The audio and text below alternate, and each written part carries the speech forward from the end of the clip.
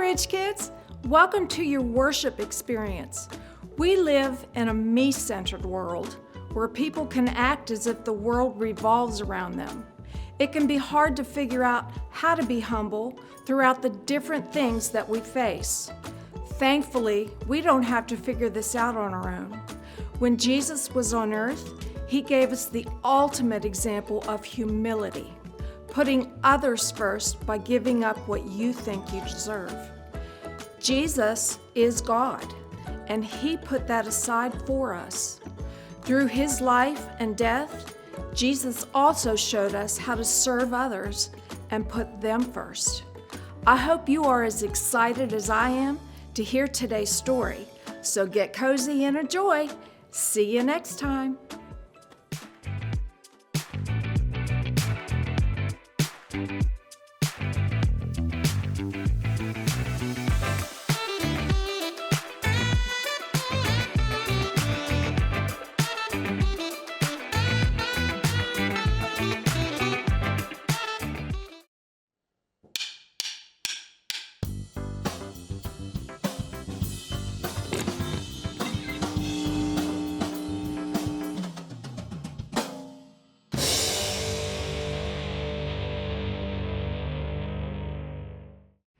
What do you deserve? It's easy to expect certain things, to think that you've earned some rights. Maybe you think you deserve to play your game with no interruptions, or to stay at the front of the line since you got there first. Maybe you think you deserve to eat food you really like at dinner every day, or to get brand new shoes every time your old ones get a little worn. Maybe you even think that since you're older, you deserve to go to bed late. After all, every single ad you see on a screen or billboard or magazine screams, you deserve it. But when Jesus walked this earth, he showed us a different way. Over and over, Jesus laid down what he wanted for the sake of someone else. His time, his energy, his life.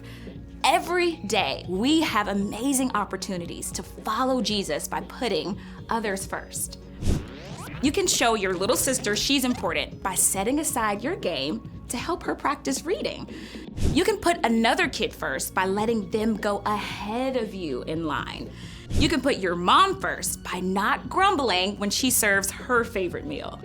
And you could keep wearing your old shoes and give the money to a place that provides clothes for kids in need. And you can put your whole family first by going to bed on time so that you're not super grouchy in the morning. Jesus lived out every moment of his life, putting others first. His love for us goes on and never ends. So you can say thank you to God by giving up what you think you deserve. When you put others first that way, others can see God at work in you. That's why humility is an amazing way to worship God with your life. Because worship is about more than just singing loud. It's all about living loud.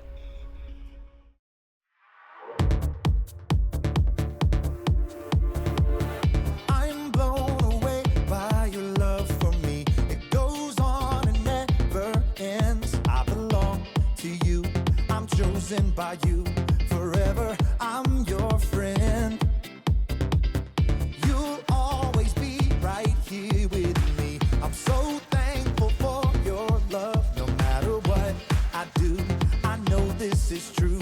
You're by my side, you'll never leave. I wanna thank you, God, for showing me who I am. You're so good, you help me to understand.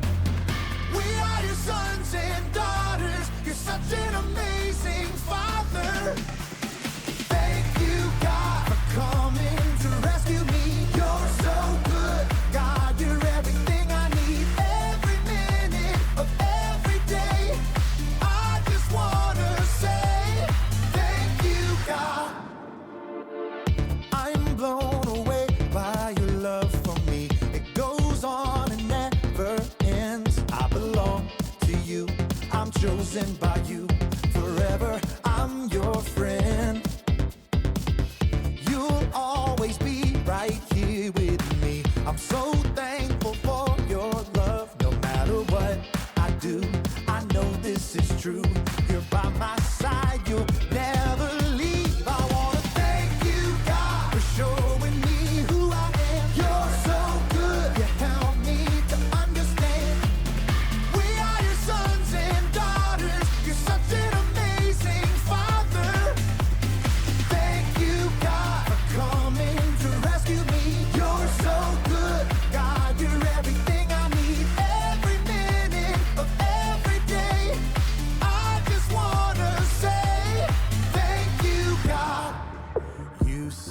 your son to set us free.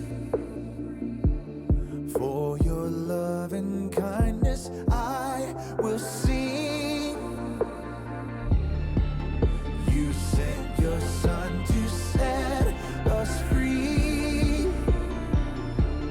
For your love and kindness I will sing. I wanna thank you, God, for showing me who I am. You're so good, you help me to understand. We are your sons and daughters. You're such an amazing father. Thank you, God, for coming to rescue me. You're so good, God, you're everything I need. Every minute of every day, I just wanna say thank you, God.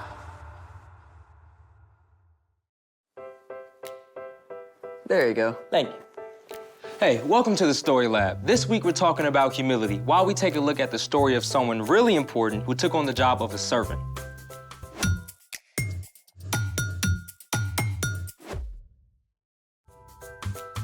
Hey, I'm Carter. And I'm Zeke. We're talking about humility. Which is putting others first by giving up what you think you deserve. I think you should go first and tell everyone what we're doing today. Oh, I couldn't possibly. You first. No, you. No, you. You. You. This is ridiculous. Agreed.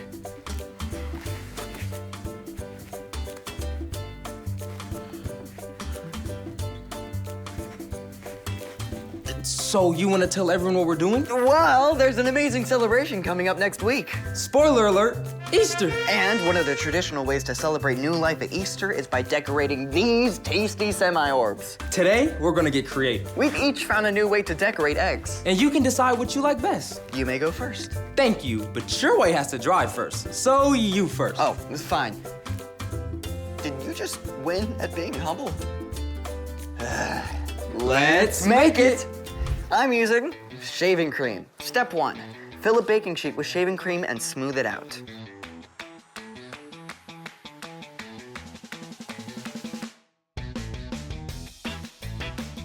Step 2, drip food coloring all over the cream. Lots of food coloring. Then swirl it around with a toothpick.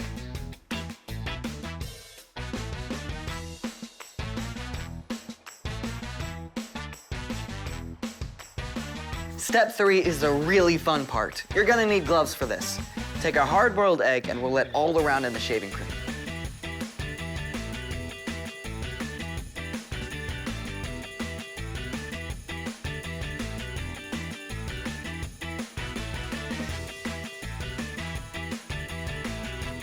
Make sure they're completely covered. When you're done, let them dry for 20 minutes and you can do a bunch of different colors. Voila! Okay, so those may turn out kinda cool.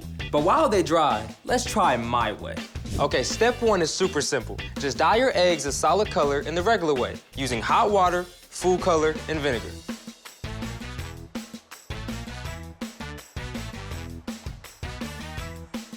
Now we get to the fun part. Step 2, fill a small bowl or container with 1 inch of fresh water. Now, choose the color that you want to marbleize your egg with. It should be darker than the color of the solid egg, so use a lot of food coloring.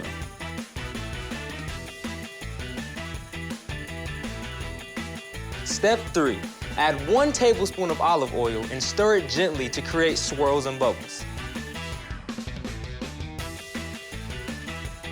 Step 4, take the solid colored egg and place it in the oily water.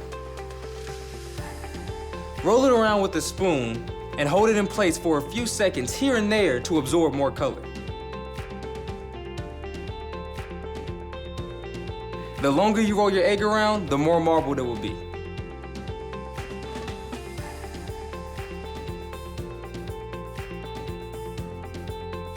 You know what, now I want to take them out and kind of just mix up the colors and just try to see where that goes.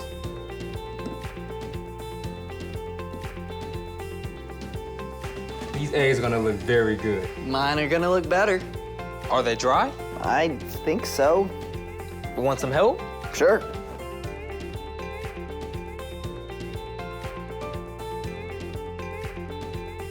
It's like an archaeological dig. What lies beneath? Ooh. That is pretty. Look at this.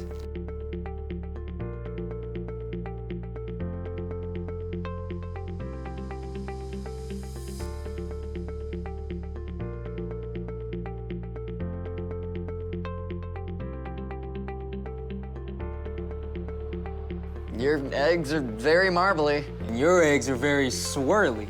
What do we do with them now? They're just for decoration. Maybe an egg throwing contest? Or not. It's time for The story before the story. Today, we're in John, the 4th book in the New Testament. But before John, in the very beginning, out of a deep, deep love, God made an amazing world. But when people turned away from God, the world was broken. God made a plan to draw people back into relationship. So at the right time, God sent a tiny baby to be born in the small town of Bethlehem, God's very own son, Jesus. When Jesus grew up, he began to travel from town to town, teaching and healing, At last, he made his way toward Jerusalem for the Passover feast. which is where our story starts. Take it away. Hey everyone, I'm Brian. Jesus was about to head into Jerusalem where great crowds were gathered for the Passover feast. He asked 2 of his disciples to bring him a donkey and her colt. They placed their coats across the colt to make a comfortable seat for him. Now, Bethany, where Jesus was staying, was only a short distance from Jerusalem. Jesus had walked hundreds of miles on foot, so why did he need a donkey for a measly 2 miles? Well, great kings often rode victoriously on a powerful war horse. But Jesus knew what the prophet Zechariah had written long ago. Say to the city of Zion, see, your king comes to you. He is gentle and riding on a donkey. He is riding on a donkey's colt. Jesus was showing that he was a different kind of king, a king who came to serve rather than to order people around. As the people saw him coming, they laid their coats on the ground and cut branches from palm trees. They called out, Hosanna! Blessed is the one who comes in the name of the Lord. Hosanna! Hosanna! News about Jesus and the amazing things he had done spread all through the city of Jerusalem. But the religious leaders had been looking for a way to get rid of him and saw their chance. Jesus knew the plans of the religious leaders. He knew the time had come for him to give up his life. But first, he had a special message for his closest friends. As they ate the Passover meal together, Jesus stood up. He took off his outer robe and wrapped a towel around his waist.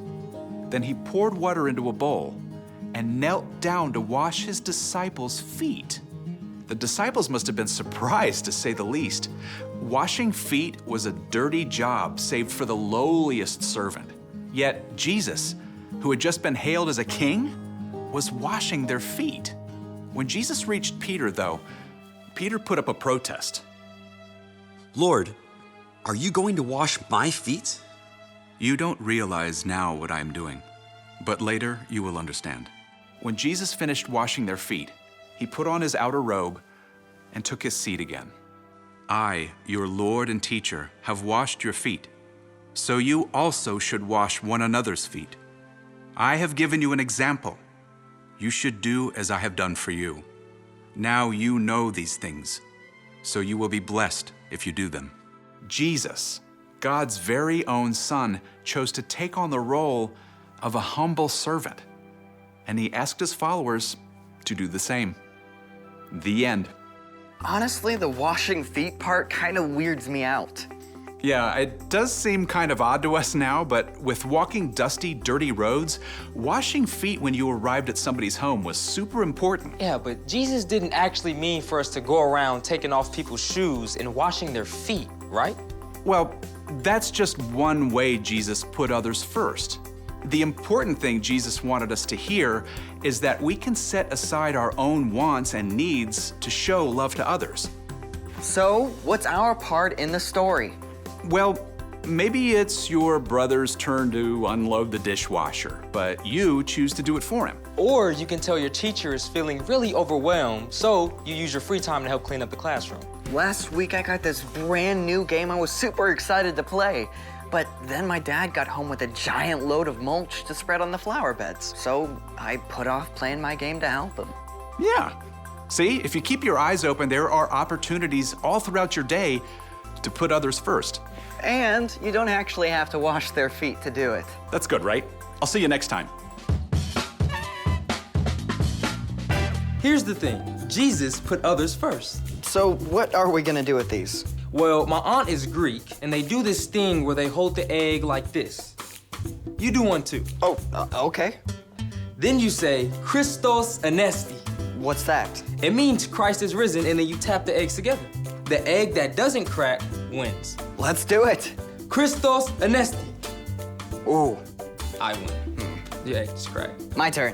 All right, ready? Whoa, whoa, whoa, whoa! Tap, not smash. Yeah, sorry, can we try again? Sure. Thanks for joining us in the Story Lab. See you next time. All right, ready? Ready, ready. Ugh.